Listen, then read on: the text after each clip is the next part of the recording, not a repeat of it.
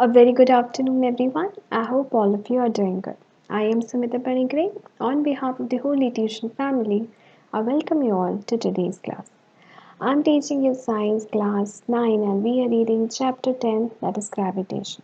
Okay, so this is the next chapter of your book, and this is the first class of the chapter Gravitation.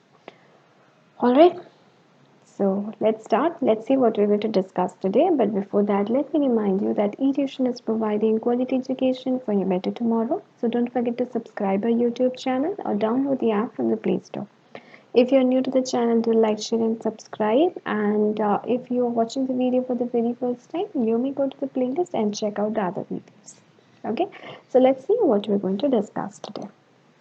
Today we are going to discuss law of gravitation, importance of universal law of gravitation, the moon's falling, that is moon's revolution around the earth, and centripetal force. So these are the 4 points that we are going to discuss today.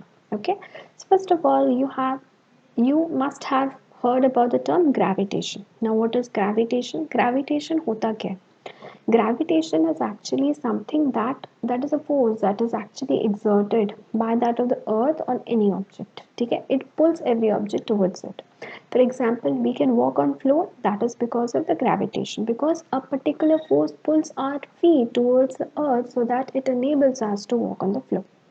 Second, mm, for example, the fruit of the tree falls downward towards that of earth. Why? Because the earth pulls the fruit towards itself. Okay, so that is also gravitation force. Whenever we actually uh, like put an object or throw an object, okay, we throw an object from that upper stairs, from the first floor, second floor, where it goes, it ultimately goes down. Okay, why that goes down? Because a force named gravitational force that is exerted by the earth pulls that object towards itself. So earth experiences, not experiences, but earth actually exerts a pressure, exerts a force. ठीक है, अर्थ जो है एक force exert करता है जिसको हम gravitational force कहते हैं. उसके तहत वो क्या करता है, ये गुरुत्वाकर्षण बोलते हैं, जिससे कि वो सारे ऑब्जेक्ट्स को अपनी तरफ खींचता है. ठीक है, उसी वजह से हम बहुत सारे काम कर सकते हैं, जैसे चल सकते हैं, फ्रूट नीचे गिरता है, कोई भी चीज़ फेंकते हैं तो अल्टीमेटली वो ज़मीन पे आती है. वो इसीलिए आती है क्योंकि हम, क्यों आती है नीचे? क्योंकि एक अर्थ जो होता है वो अपनी तरफ से फोर्स से खींचता है. ठीक है, चलो आगे बढ़ते हैं. So exactly universal law of gravitation.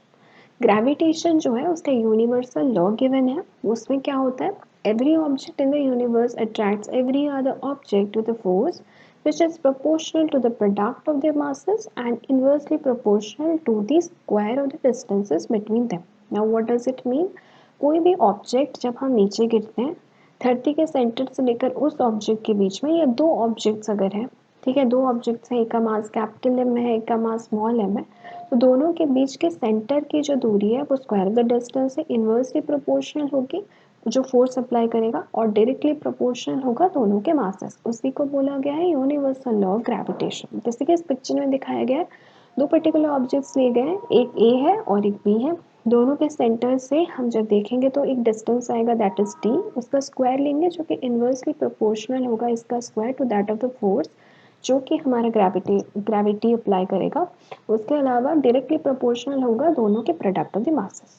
ठीक है, नाउ इसको हम निकालेंगे. G is known as universal gravitational constant. हम इसको काउंट करेंगे कैसे, दो पर्टिकुलर ऑब्जेक्ट्स जैसे कि मैंने डायग्राम में बताया, एक कैपिटल एम और एक स्मॉल एम लिया गया है. एक फोर्स एक्सर्ट करेगा हमारा अर्थ, दैट इज एफ, और उसके साथ साथ डी, दैट इज डिस्टेंस का स्क्वायर. यानी कि उसके हिसाब से, फॉर्मूला के हिसाब से, यूनिवर्सल ग्रेविटेशनल लॉ के हिसाब से क्या पता चला, F is directly proportional to the capital into small M by T square. ठीक है, और इसी में जब प्रोपोर्शनल साइन आ जाएगा हम एक कांस्टेंट ले जाएंगे उसके जगह, जिसको हम बोलेंगे यूनिवर्सल ग्रेविटेशनल कांस्टेंट. लगा दिया मैंने. So F is equal to G into M M by T square. ठीक है, अपने को जी निकालना है तो मैं शफल कर दूंगी, जी इधर आ जाएगा लेफ्ट हैंड साइड में, और ये फॉर्मूला हो जाएगा F D square by M M. So this is the universal gravitational constant. You have to remember this formula, okay, for your further reference. समझ गए? तो इससे क्या समझते हैं हम लोग, एक ग्रेविटी होता है जो भी हम चीज़ें करते हैं that gravity allows us to do. For example जैसे स्पेस में ग्रेविटी नहीं है, कोई भी स्पेस जाता है तो क्या करते हैं, वो रहते नहीं है ज़मीन पे, उड़ने लगते हैं। कोई भी चीज़ पानी पीते हैं तो पानी भी अगर ऐसा डालते हैं तो ऊपर जाता है, नीचे नहीं जाता। पर हम पानी डालते हैं तो नीचे जाता है। क्यों जाता है? क्योंकि हमारी अर्थ जो होती है उसमें ग्रेविटी होती है, तो वो क्या करता है, सारी चीज़ों को अपनी तरफ खींचता है। उसी को हम लोग ग्रेविटेशनल पुल बोले। ठीक है, वही हमारा ग्रेविटेशनल फोर्स है, उसके तहत सारी चीज़ों को अर्थ जो होता है अपनी तरफ खींचती है। लेकिन स्पेस में चले जाओ सब चीज़ उड़ती है क्योंकि वहाँ पे ग्रेविटी नहीं है।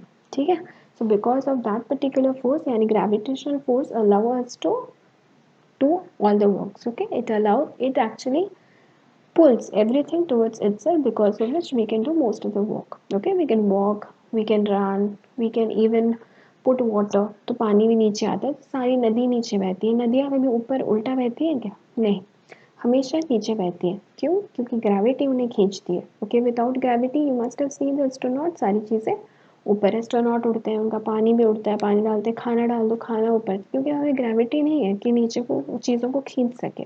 ठीक है, तो हमारे अर्थ में ग्रेविटी है जो कि सारी चीज़ों को अपनी तरफ खींचता है। उसको बोला गया यूनिवर्सल ग्रेविटेशन कांस्टेंट जी। हो गया। नेक्स्ट, जी।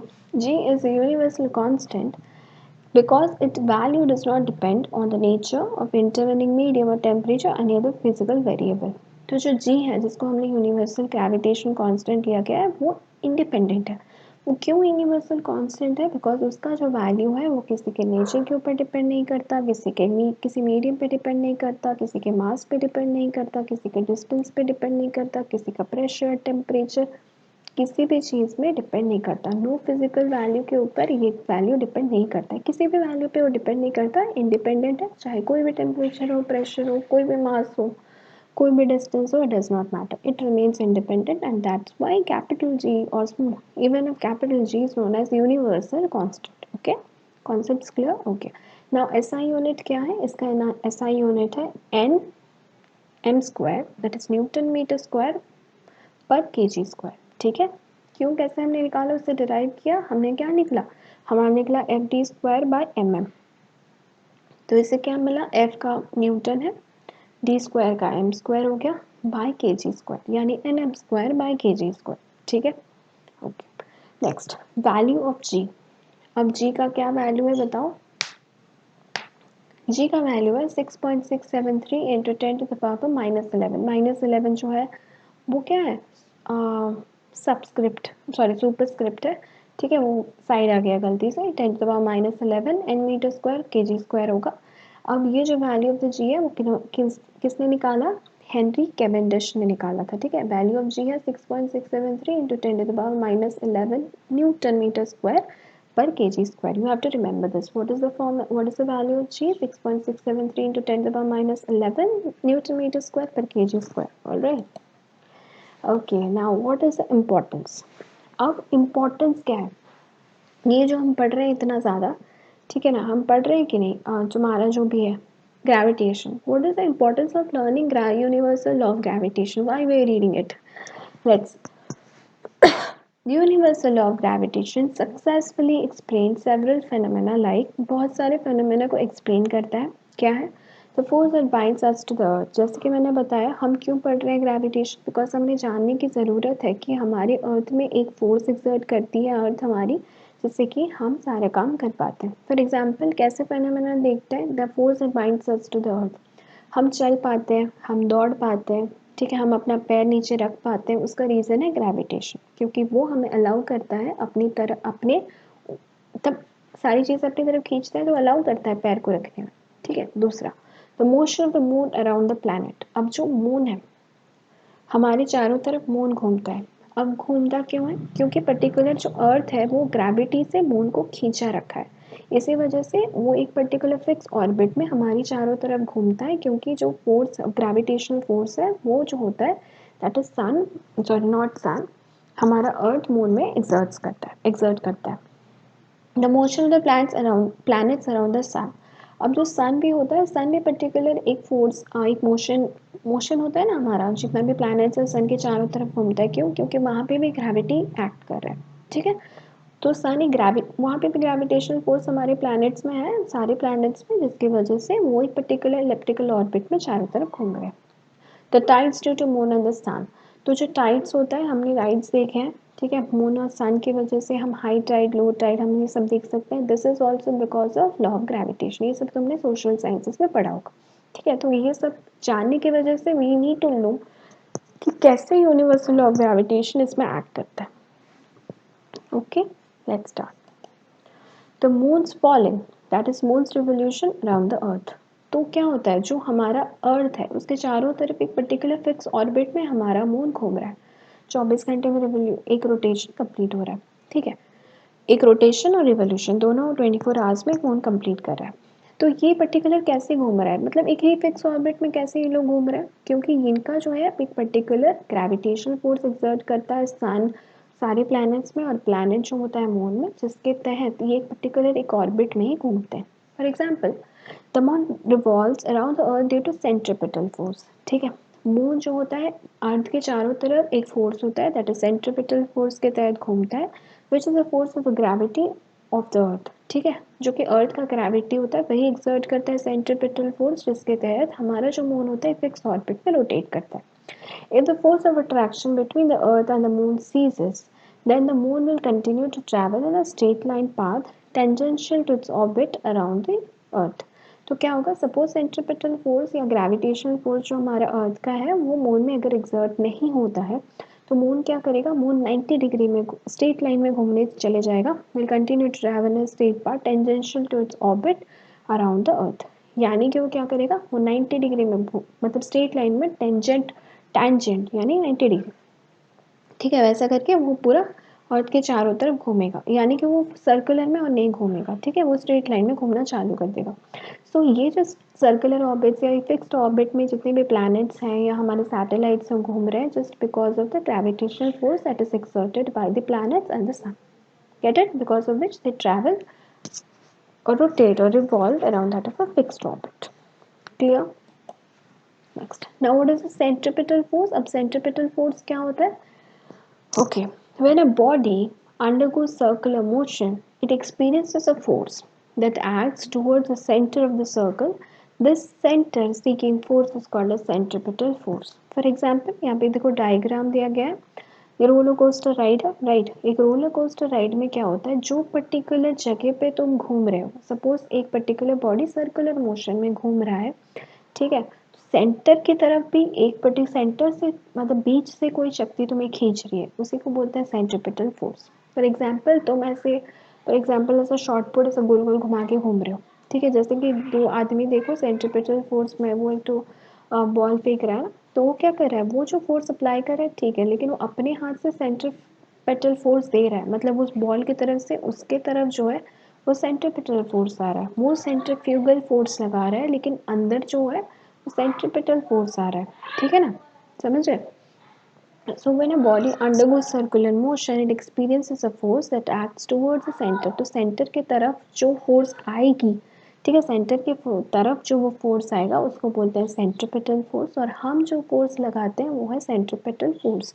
यानी मैं जो फोर्स लगाऊंगी वो होगा सेंट्रीपिटल फोर्स, जबकि जो ऑब्जेक्ट सेंटर की तरफ जो लगाएगा फोर्स उसको बोलते हैं सेंट्रीपिटल फोर्स, ठीक है, समझ गए। तो आज हम क्या पढ़े बताओ, this is a very important topic.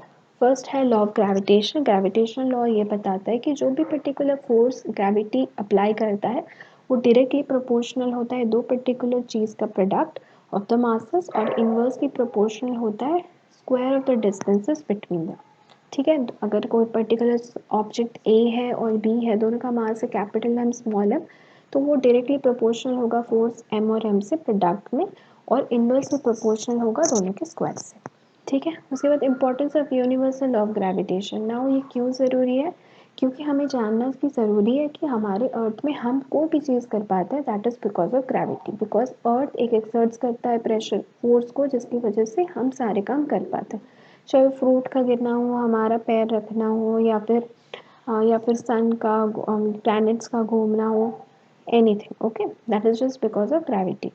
Now centripetal force, कोई भी चीज़ हम ऐसे घुमा के फेंकते हैं सर्कुलर मोशन में, तो जो ऑब्जेक्ट हमारी तरफ सेंटर के टुवर्ड्स जो फोर्स अप्लाई करती है दैट इज सेंट्रीपिटल फोर्स, और हम जो अप्लाई करते हैं दैट इज सेंट्रीफ्यूगल फोर्स।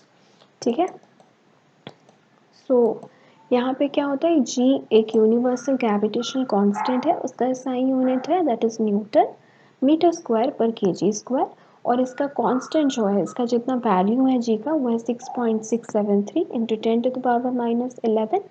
वही सेम तुम्हारी unit Newton metre square per KG square, और ये जो वैल्यू दिया है 6.673 इंटू 10⁻11, ये हेनरी कैवेंडिश एक साइंटिस्ट है, इन्होंने इसका वैल्यू निकाला है।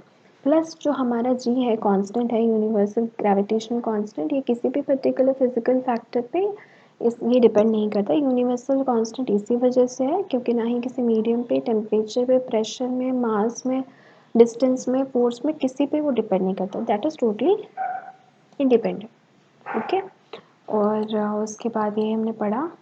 ठीक है, so I hope that you like today's session. Okay, if you have any doubt regarding any of the points of this chapter, let me know in the comment section below. ठीक है, क्योंकि हम नया chapter शुरू कर चुके हैं, ये तुम्हारा 10th चैप्टर है ग्रेविटेशन, काफ़ी सारे चैप्टर्स कंप्लीट हो चुके हैं। Okay, we are even approaching December, तो इसलिए we have to complete the syllabus early, alright, so that you will be revising yourself.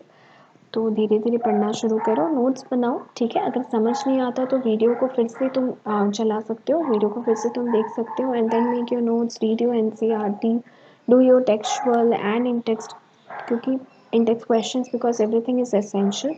और उसके साथ ज़्यादातर जितने भी क्वेश्चंस आते हैं वो तुम्हारे इन टेक्स्ट और फिर टेक्सचुअल क्वेश्चन ही होते हैं, इसलिए एक एक करके धीरे धीरे पढ़ो। ठीक है, first read your NCERTs, then watch the video. Okay, if you have doubt you may again watch the video and then again the book, then read the book, and then you can prefer doing the in-text and textual questions. Okay, so in this way you will be completing the syllabus. तो ऐसे धीरे धीरे करके you can complete, and you have to do it early because exams will be approaching later. Sure. Okay, so हमें जल्दी जल्दी complete करना है. So I hope that you understood today's session. If you have any doubt towards any of the particular topic of this chapter, you may tell me in the comment section below. I'll definitely answer. ठीक है, और if you're new to the channel, please do like, share and subscribe. And if you're watching the video for the very first time, you may go to the playlist and check it out, because all other videos are available of respective standards of 8th, 9th and 10th and all other classes. So okay, with that hope I'll be seeing you next in the next session. Okay, this is the first class of first part of gravitation. We'll be continuing with the rest of the parts in the next classes, so stay tuned, don't miss the classes.